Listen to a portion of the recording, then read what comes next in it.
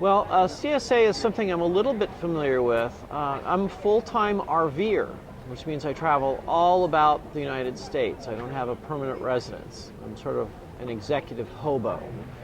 And my wife and I insist on buying fresh whenever we're able to, which when you travel can be quite a challenge. Now, the good news about the CSAs and other online services where you can get information from local growers and local producers, whether it's vegetables or livestock or any of those kinds of things, is that for travelers it's very, very easy now to find where to go, whether it's a farmer's market where we're at Gainesville at the moment, or if you're going to be passing through a particular part of the country and want to find a beef or poultry supplier. So yeah, CSAs are a lot easier to get to find out about now electronically, which is a good thing. The social media has helped a lot with that, and so for us consumers who insist upon local and fresh, not only produce but proteins and things like that, this works out really well for us.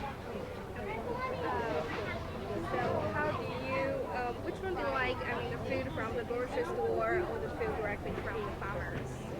Well, I like to give the farmers the work because of the fact that I know that they're not having to sign contracts with jackasses like. I want to make sure you still have enough time to take videos. Yeah. We're on our way to Frog Song. Yeah. Okay.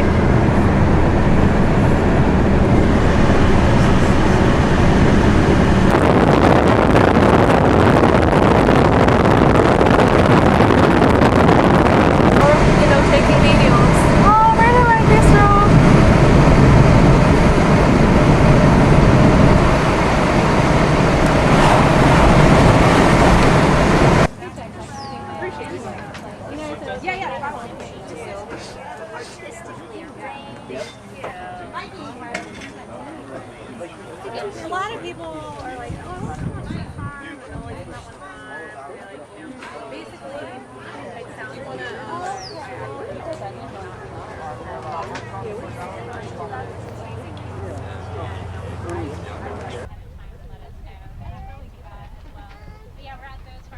So if you can tell us a little bit about Frog Song and how. Sure, yeah, I'd be happy to tell you about the farm. So Frog Song Organics, my husband John and I started the farm in 2011, about 2.5 years ago, and we started with 6 acres that we purchased. It was all this out here. There was nothing here except for pine tree stumps, and we had a well and a house, and so we started from the ground up, farming in between the rows and waiting for the stumps to break down. We had a lot of help from neighbors, friends, volunteers, our family to get going.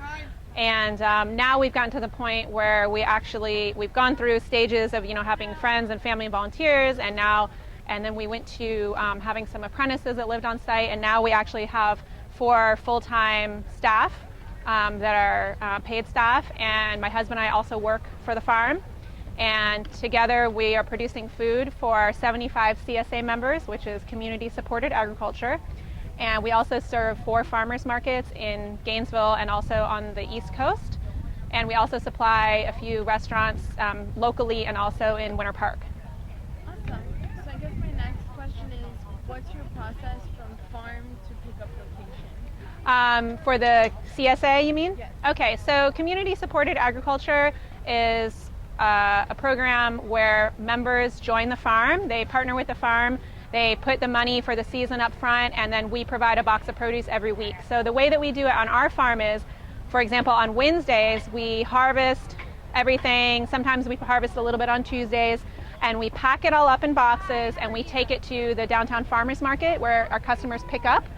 We also have a pickup here on the farm, and we set things out, and our customers, our members come and pick things up here.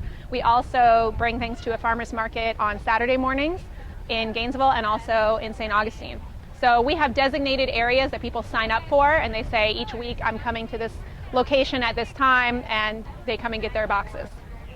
Do you guys provide yearly crops or is it just seasonal? The season is for 8 months, so it's most of the year. It's from October through June, so that's the main growing season here in Florida. We did do a summer CSA last year for a small amount of members. We can't do it for our whole membership because it's less reliable and the variety of crops is smaller that we can grow, but we do sell at the farmers market all year round. Yeah. Thank you. Mhm.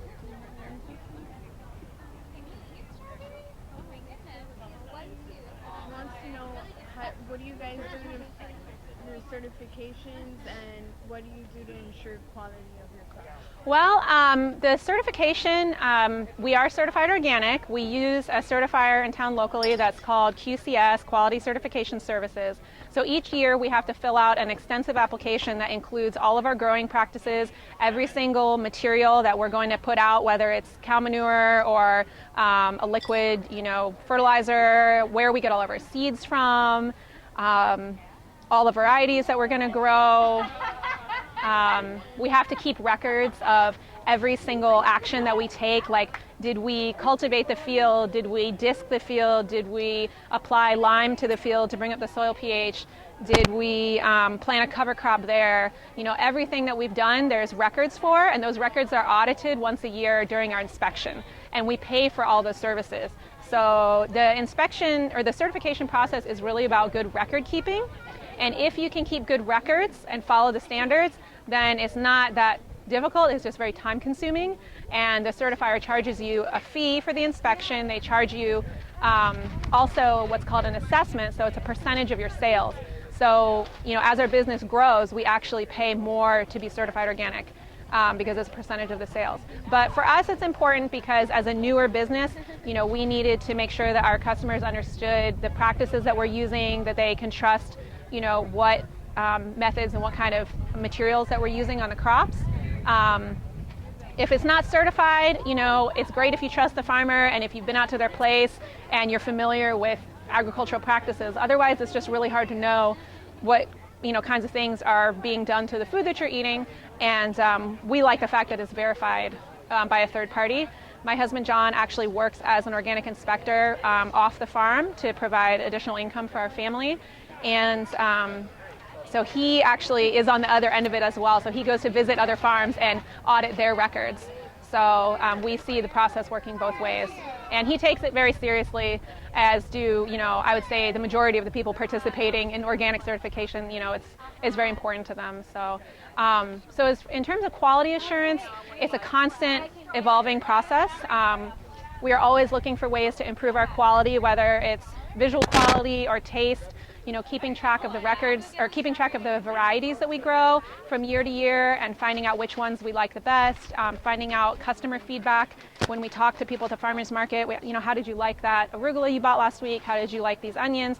And people can let us know. And for us, I would say the issue with quality is more throughout the season. Like if it's too cold or it's too hot or too rainy, sometimes that can impact the quality of things. Like the berries that we had a few weeks ago, the quality was not as good as we would have liked because it was very wet weather, and so they were more likely to have damage from rot. But we weren't doing anything different to them. It's just the weather was very wet, whereas this week the quality is very good because it's been dry and warm. They're ripening very well. We constantly scout the field and look for pest damage, look for issues that are going on. Where we can treat them, we will, using materials that we are allowed to use. We do things like, make sure things are being stored at the proper temperature, just trying to get things cooled down as quickly as possible after you pick them, putting them in the cooler right away. Like we take things in coolers to the farmer's market to try to keep it fresh while it's there. So just some of those little things of handling that we try to make a difference.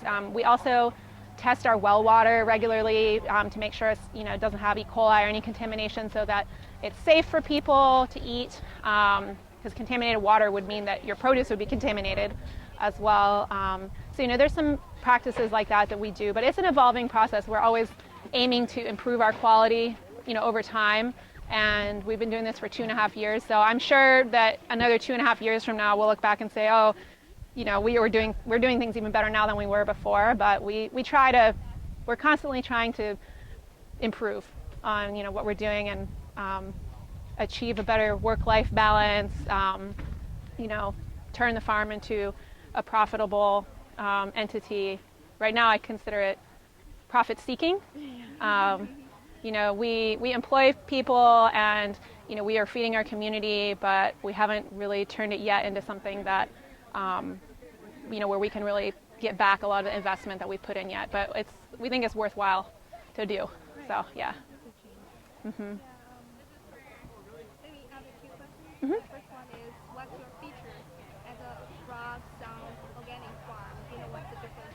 Oh, so our features, I would say, that you mean that like set us apart from other farms in the area. I would say one is that we're certified organic. There's a few other certified organic growers in the area, but it's not the standard.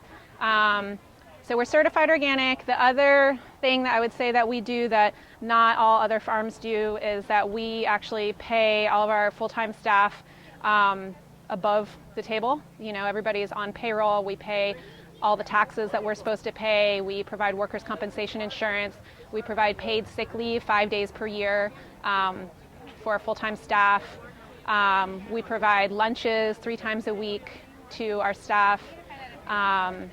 The other things that we do that are different is that we do year-round production. So we do season extension by using greenhouses, shade areas, and really try to keep the variety up over the summertime. Like, we don't stop doing the market in the summertime, whereas a lot of growers will take the summertime off because you do get a lot of rain. It's a harsher growing season. It's hot. But as a young business, we really couldn't take a break yet. We had to keep going and grow the things that we could do over the summertime.